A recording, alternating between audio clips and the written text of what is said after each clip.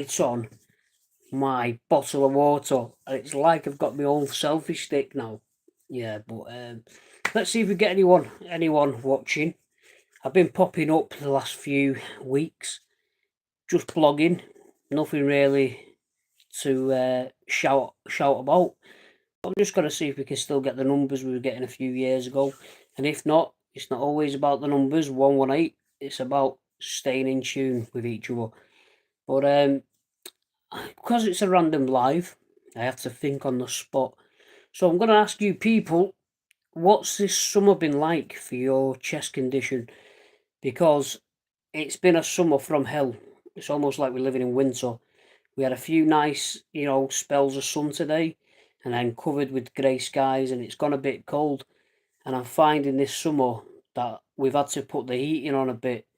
So I've probably been struggling at the night time, to be honest, when I've been trying to sleep and it's been a bit cold. I've noticed that I've had a wheeze, mainly at night time. I've not felt like it's been that warm where I'm struggling with the heat, so that's been a plus sign.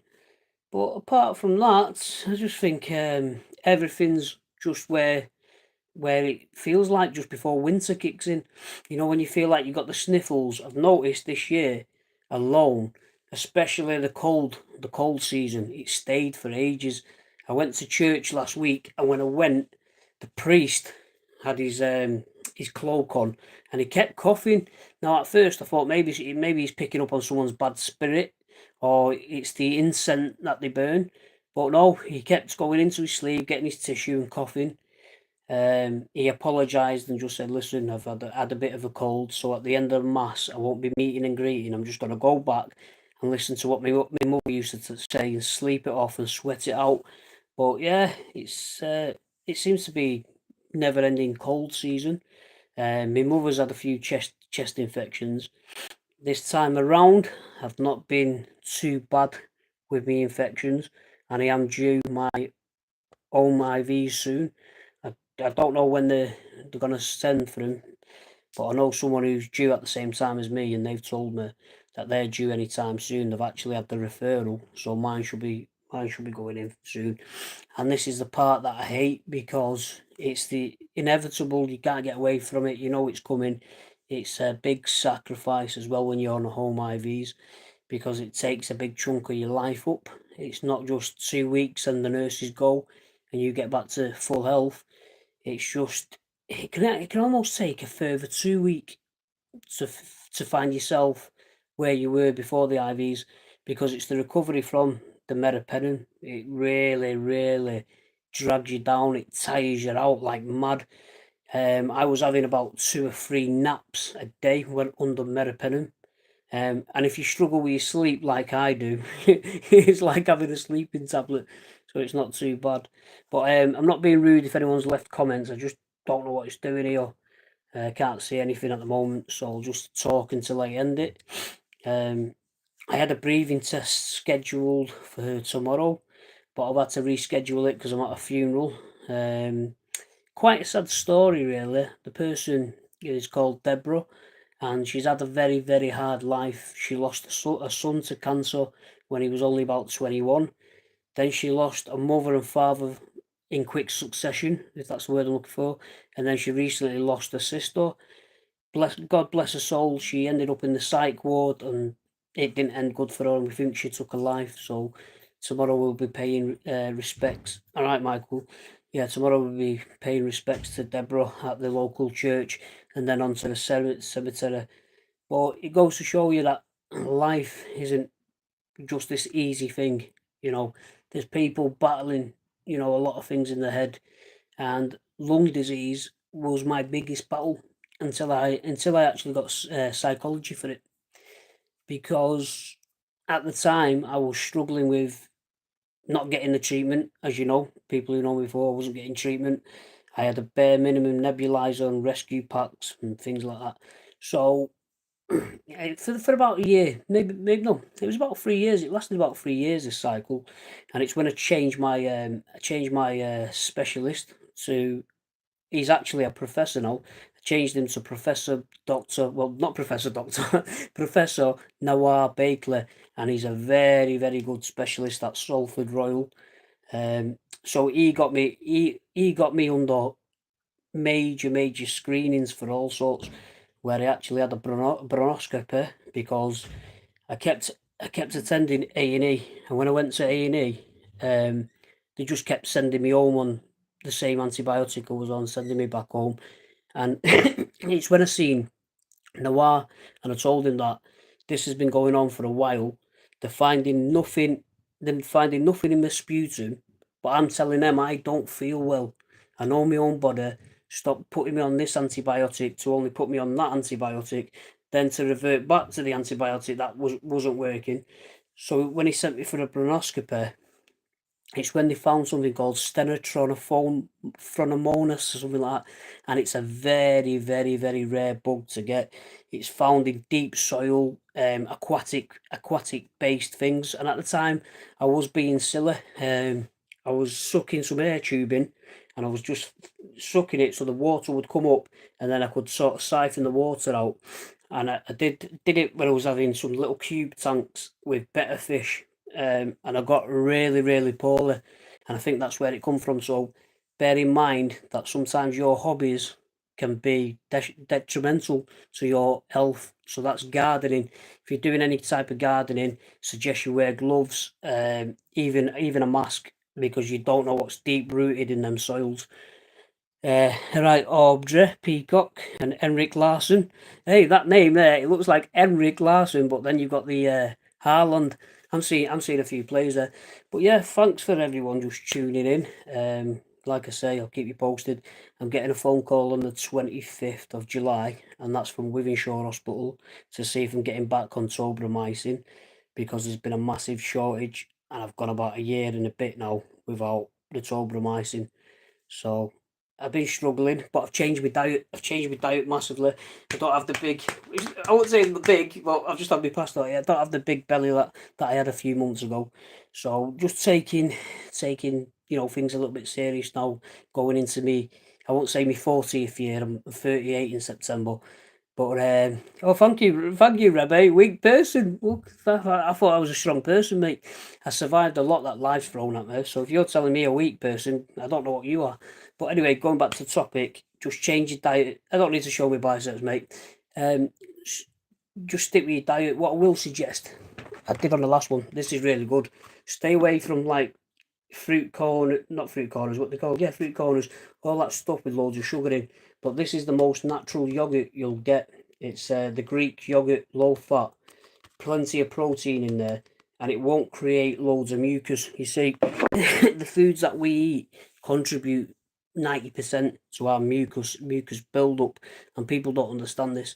Once you can start decreasing the level of mucus you've got in your body, that will also decrease the amount that's stuck in your lungs. So really, it's things that doctors don't tell you, which is strange in itself.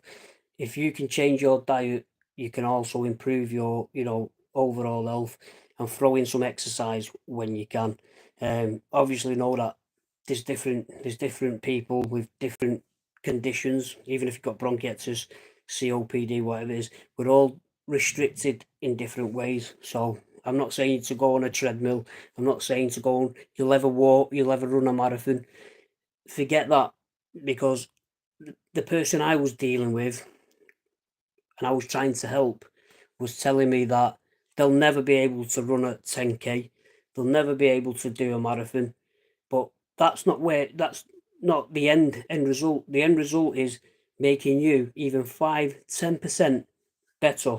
And if you can work on them small percentages, you'll have a better life. It'll change the way of thinking as well.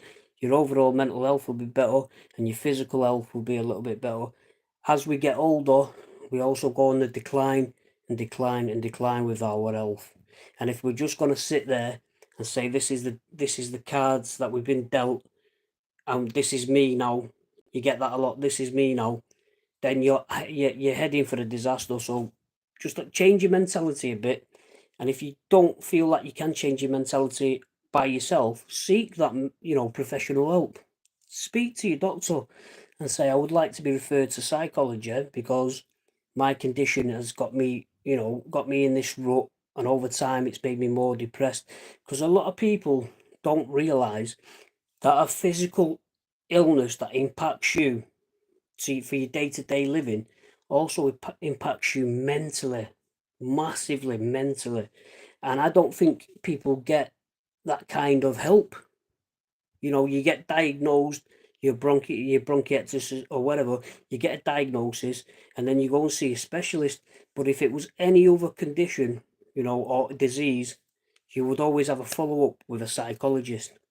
And that's where things have to change, because you could even go in the room with a family member and get that information from the specialist themselves, and you could turn to that family member and they haven't got a foggiest idea what's going on anyway. So they need to be more in psychology when they are, diagnosing people. They can't just expect them to go and research it for themselves, because when I got the disease, I couldn't even spell bronchiectasis. Yeah. At the time I got it in 2010, I got told it was a condition in the Middle East, and it's mainly in older patients. And I had to do the research myself. I had to go on Google. I made a YouTube channel, and I met a guy from America called Charles McTaggart, and he was from, I think he originally was from England or Scotland, and he moved over to the States, and he helped me massively because he was telling me about stuff to do. He liked to ride a bike. This guy, he was quite healthy with the condition. And sadly, what happened to Charles McTaggart is he had, I think it's where they go inside the lung and cut some of the, the damaged tissue in the lung. And they did it the first time, and it was a successful operation. And he asked me for my advice. The second time around, they wanted to send him to Germany to perform this procedure. And I said to him, Charles, you're getting old now. Is it something you really want to put your body through? You know, and he went for it. And we was all seeking that. We was all praying for him, basically. We was praying for him. We was reaching out because we hadn't heard for a long time. And someone actually, at the time, located his wife's phone number in America. And sadly, what happened to Charles is, after he got out of the hospital with the removal of the lung and damaged tissues, he became very poorly, where he was in and out of hospital, and then he sadly died. So he'll always be indebted in my heart, because without him, I wouldn't have learned half the bloody stuff that he learned me. That was at a time when I was 22, 23. I'm now 38. And I had a baby on the way. I had pneumonia that made me go like a stick. I thought there was no way out. I had pneumonia pains that took a year to a year and a half to fully go, because of nerve ending pains. So really reach out, because you're not always going to find someone like me that's always on YouTube. Go on these forums and just don't listen to everything they say. Take it with a pinch of salt.